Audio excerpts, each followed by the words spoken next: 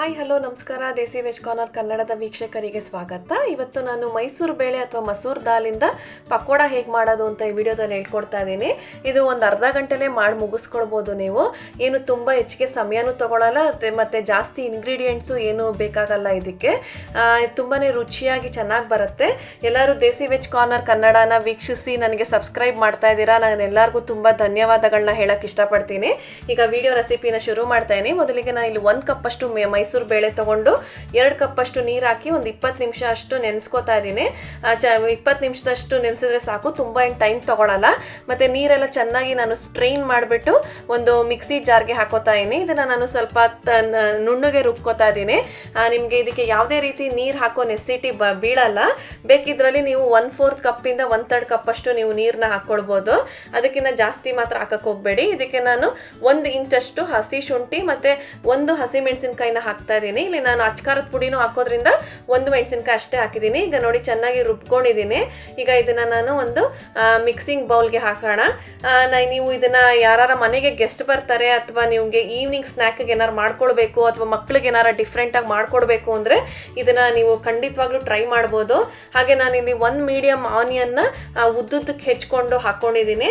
ಅದಕ್ಕೆ ಮತ್ತು ಈಗ ಅರ್ಧ ಟೇಬಲ್ ಸ್ಪೂನ್ ಅಷ್ಟು ಕ್ಯುಮಿನ್ ಪೌಡರು ಮತ್ತು 2 ಟೀ ಸ್ಪೂನ್ ಅಷ್ಟು ಉಪ್ಪು ಹಾಕಿದ್ದೀನಿ.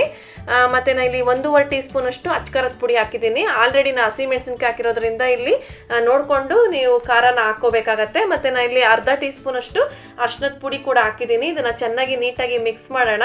ಈರುಳ್ಳಿನೂ ಕೂಡ ಅಷ್ಟೇ ನೀವು ತಿನ್ನಾಗಿ ಉದ್ದುದ್ದಕ್ಕೆ ಹೆಚ್ಕೊಂಡ್ರೆ ಚೆನ್ನಾಗಿರುತ್ತೆ ಪಕೋಡಕ್ಕೆಲ್ಲ. ನೀವು ಯಾವುದೇ ಅಡುಗೆ ಮಾಡಬೇಕಾದ್ರೂ ಸ್ವಲ್ಪ ಪ್ರೆಸೆಂಟೇಷನು ಮತ್ತು ಹೆಚ್ಚೋದು ಎಲ್ಲ ಕರೆಕ್ಟಾಗಿ ಇದ್ದರೆ ನಿಮಗೆ ಮಾಡೋದ್ರಲ್ಲೂ ಇಂಟ್ರೆಸ್ಟ್ ತುಂಬಾ ಬರುತ್ತೆ ಅಡುಗೆಲಿ, ಜೊತೆಗೆ ತಿನ್ನೋರ್ಗೂ ಕೂಡ ತುಂಬ ಖುಷಿಯಾಗತ್ತೆ. ಸೊ ಈಗ ಎಣ್ಣೆ ಚೆನ್ನಾಗಿ ಕಾದಿದೆ ನನಗೆ. ನಾನೀಗ 1 ಟೇಬಲ್ ಸ್ಪೂನ್ ಅಷ್ಟು ಮಿಶ್ರಣ ತಗೊಂಡು ಪಕೋಡದ ಮಿಶ್ರಣನ ನಾನು ಈ ಎಣ್ಣೆಲಿ ಡೀಪ್ ಫ್ರೈ ಮಾಡ್ತಾ ಇದ್ದೀನಿ. ನಿಮಗೆ ಇದು ರುಚಿಲೂ ಕೂಡ ತುಂಬಾ ಚೆನ್ನಾಗಿರುತ್ತೆ. ಮೈಸೂರು ಬೇಳೆ ನಿಮಗೆ ಕಡಲೆಬೇಳೆ ಅಥವಾ ತೊಗರಿಬೇಳೆ ಥರ ನಿಮಗೆ ಜಾಸ್ತಿ ಹೊತ್ತು ನೆನಿಬೇಕು ಅಂತಲೂ ಏನಿಲ್ಲ. ಇದು ನಿಮಗೆ ಬೇಗಲೇ ಆಗತ್ತಿದು. ಈಗ ಇದನ್ನು ಒಂದು ಮೀಡಿಯಮ್ ಫ್ಲೇಮಲ್ಲೇ ಇಟ್ಕೊಳ್ಬೇಕು. ನೀವು ಯಾವುದೇ ಒಂದು ಡೀಪ್ ಫ್ರೈ ಮಾಡ್ತಾ ಇದ್ದೀರಾ ಅಂತಂದರೆ ಮೀಡಿಯಮ್ ಫ್ಲೇಮಲ್ಲೇ ಇಟ್ಕೋಬೇಕು. ಯಾಕೆಂದರೆ ಚೆನ್ನಾಗಿ ಒಳಗಡೆ ಬೆಂದಿರಲ್ಲ, ಬರೀ ಮೇಲ್ಗಡೆ ಮಾತ್ರ ಬೆಂದಿರತ್ತೆ. ಒಳಗಡೆನೂ ಎಲ್ಲ ಚೆನ್ನಾಗಿ ಬೆಂದು ಕ್ರಿಸ್ಪ್ ಆಗಬೇಕು ಅಂದರೆ ಮೀಡಿಯಮ್ ಉರಿಲೇ ಇಟ್ಕೊಂಡು ನೀಟಾಗಿ ಫ್ರೈ ಮಾಡಬೇಕು. ಈಗ ಜಸ್ಟ್ ಗೋಲ್ಡನ್ ಬ್ರೌನ್ ಬರೋವರೆಗೂ ಫ್ರೈ ಮಾಡೋಣ. ನೀವು ಇವನ್ ಮಳೆಗಾಲದಲ್ಲೂ ಕೂಡ ಇದನ್ನು ಮಾಡ್ಕೊಂಡು ತಿನ್ಬೋದು. ನೀವು ಆಚೆ ಕಡೆ ತಗೊಂಬಂದು ತಿನ್ನೋದಕ್ಕಿಂತ ಈ ಥರ ಮನೇಲಿ ಡಿಫ್ರೆಂಟ್ ವೆರೈಟೀಸ್ ನೀವು ಟ್ರೈ ಮಾಡೋದ್ರಿಂದ ನಿಮಗೆ ಇವನ್ ಹೆಲ್ತಲ್ಲೂ ಕೂಡ ಚೆನ್ನಾಗಿರುತ್ತೆ ಮತ್ತು ಟೇಸ್ಟಲ್ಲೂ ಕೂಡ ನಿಮಗೆ ರುಚಿ ಸಿಗತ್ತೆ ಅಂತಲೂ ಕೂಡ ಹೇಳಕ್ಕೆ ಇಷ್ಟಪಡ್ತೀನಿ. ಈಗ ಪಕೋಡ ಎಲ್ಲ ಚೆನ್ನಾಗಿ ರೆಡಿ ಆಗಿದೆ ನೋಡಿ. ನಾನು ಒಂದು ಟಿಶ್ಯೂ ಪೇಪರ್ ಮೇಲೆ ಎಲ್ಲ ಪಕೋಡಾನ ಹಾಕೋತಾ ಇದ್ದೀನಿ. ಇದು ನಿಮಗೆ ಜಾಸ್ತಿ ಎಣ್ಣೆನೂ ಏನು ಹೀರೋದಿಲ್ಲ, ತುಂಬ ರುಚಿಯಾಗಿ ಚೆನ್ನಾಗಿರುತ್ತೆ, ಕ್ರಿಸ್ಪಾಗಿ ಬಂದಿರುತ್ತೆ. ನಾನಿಲ್ಲಿ ಜಸ್ಟ್ ಒಂದು ಐಡಿಯಾ ಕೊಟ್ಟಿದ್ದೀನಿ. ನೀವು ಬೇಕಾದ್ರೆ ಇದಕ್ಕೆ ವೆಜಿಟೇಬಲ್ಸು ಅಥವಾ ಯಾವುದೇ ರೀತಿ ಸೊಪ್ಪನ್ನು ಕೂಡ ಹಾಕ್ಕೊಂಡು ಮಾಡ್ಕೊಳ್ಬೋದು.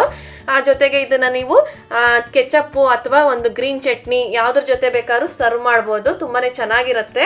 ನೋಡಿದ್ರಲ್ಲ, ಈ ವಿಡಿಯೋ ನಿಮ್ಗೆಲ್ಲರಿಗೂ ಇಷ್ಟ ಆಯಿತು ಅಂತ ಭಾವಿಸಿದ್ದೀನಿ. ಇಷ್ಟ ಆಗಿದ್ರೆ ಕಮೆಂಟ್ಸು ಮತ್ತು ನಿಮ್ಮ ಒಂದು ಶೇರ್ ಮೂಲಕ ನನಗೆ ಸಪೋರ್ಟ್ ಮಾಡೋದನ್ನು ಮಾತ್ರ ಮರಿಬೇಡಿ. ಇನ್ನೊಂದು ರೆಸಿಪಿಯೊಂದಿಗೆ ನಿಮ್ನೆಲ್ಲರನ್ನೂ ಭೇಟಿ ಆಗ್ತೀನಿ. ಅಲ್ಲಿವರೆಗೂ ಎಲ್ರಿಗೂ ಶುಭವಾಗಲಿ. ನಮಸ್ಕಾರ.